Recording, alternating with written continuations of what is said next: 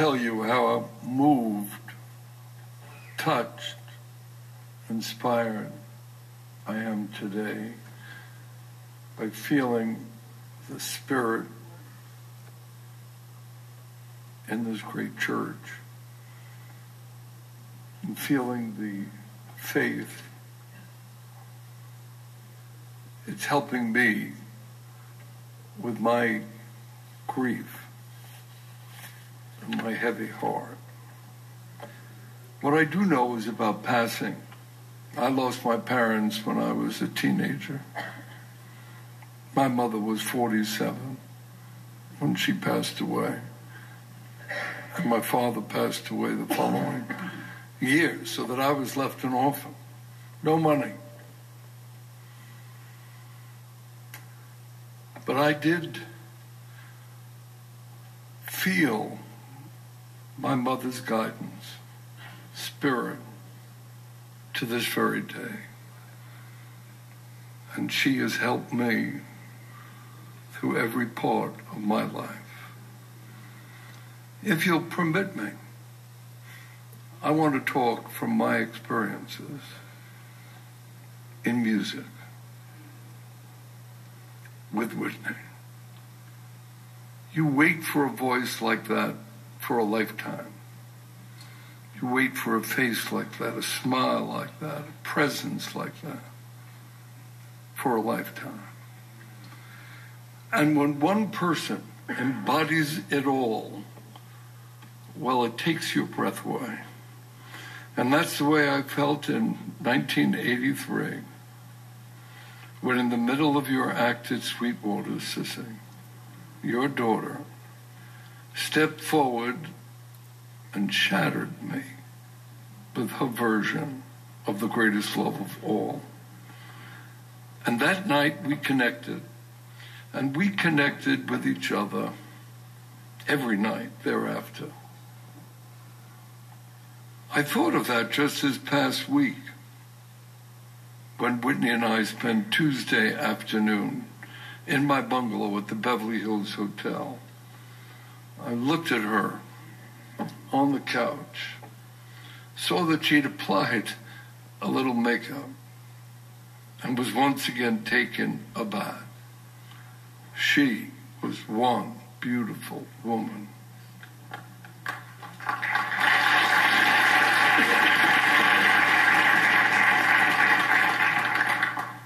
We talked nonstop music, a subject that we both fervently loved. And as we spoke, I couldn't help but silently reminisce about all that we had shared together over the years. In the past, every hit we shared with pure joy. Neither of us could believe the incredible worldwide explosion when it happened. When she broke that all-time record of 7 consecutive number ones, we just felt utter disbelief. I would ask her, "Are you pinching yourself?" And she would say with wide open eyes, "I'm pinching myself." She never took anything for granted. She was never arrogant. She was always grateful and appreciative. And then, yes then, thanks to you, Kevin, came the bodyguard. She knew how much I was worried about her transition to film. She had to hold my hand, reassuring me that it would be all right. I said, "Look, I've got to worry. It's my job to worry." So Whitney, I pleaded with her, "Let me worry." But you know, she and Kevin were right. She literally lit up the screen. And when Kevin stood up and agreed with us that the movie had to be changed and opened up to much more music, who can ever forget how she looked when she mesmerized everyone in that stunning headdress with "I Have Nothing"? How she dazzled in her close-ups during "Run to You." How she reinvented "I'm Every Woman," and how she captured the world forever. with I Will Always Love You. And then she followed with those two special films, Waiting to Exhale and The Preacher's Wife. Were they ever memorable? Was there anything she could not do musically? Is there any performance of the Star-Spangled Banner that remotely compares to her?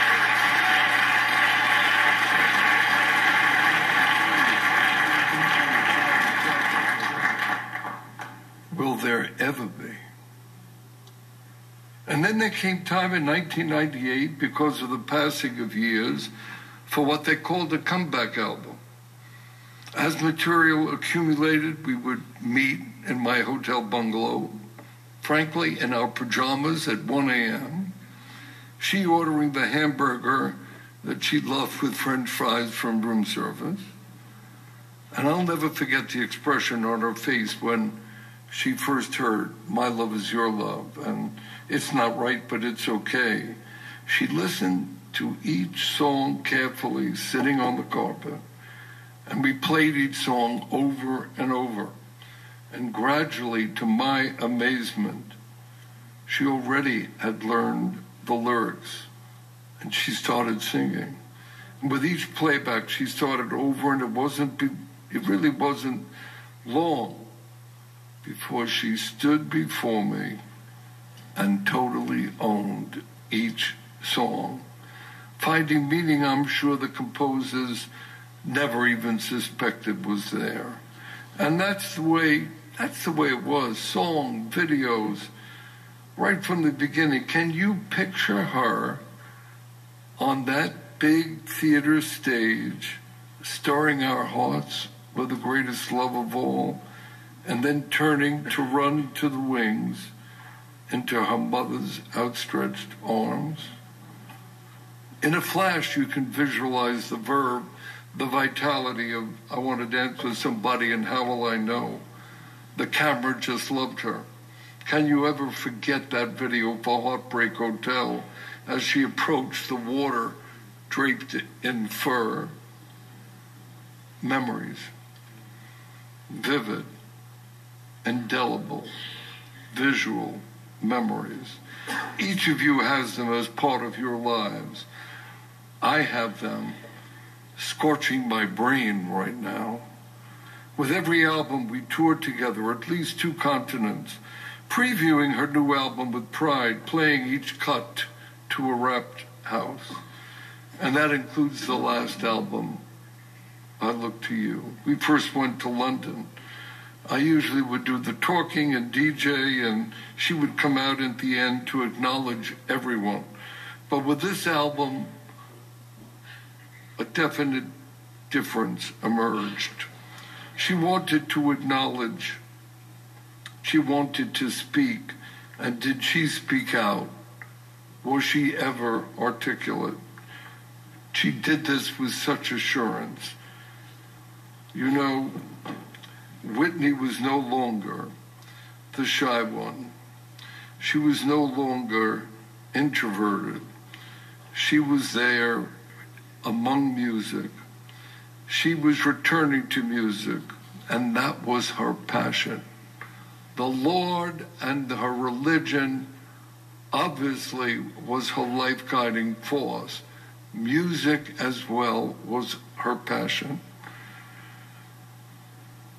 Whitney lived music. Whitney loved music.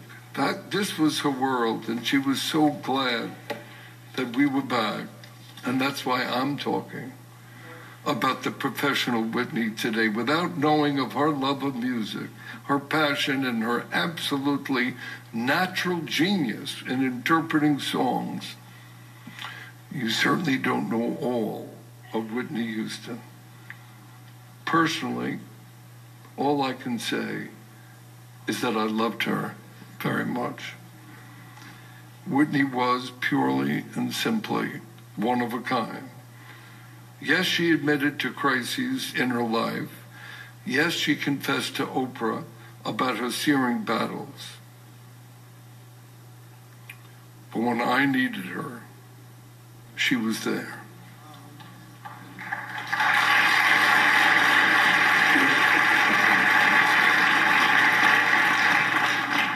She was there for me, an eternally loyal friend. Whatever the cause or event, she was there dominating the stage, stunning the audience, and creating still another lifetime memory. I believe in you and me, she sang, looking me straight in the eye, showing she knew we've always been in it together. Yes, I was her industry father, and I was and am so proud of it. And Bobby Christina, you too, always be proud of your mother. She loved you so very much.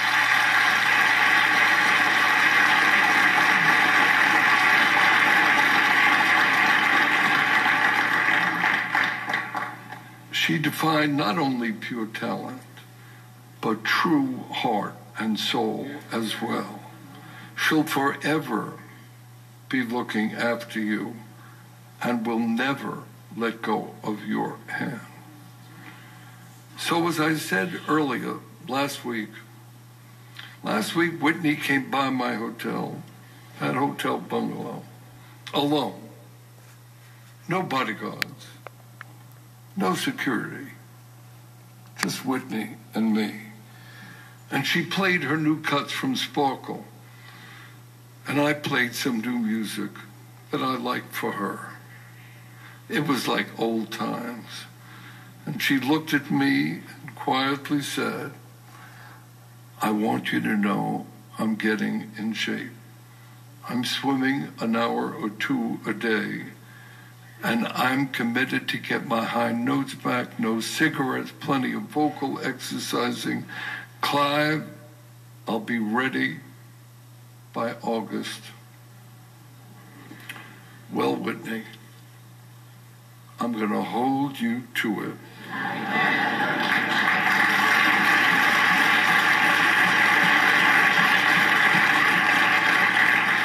Everyone in heaven, including God, is waiting.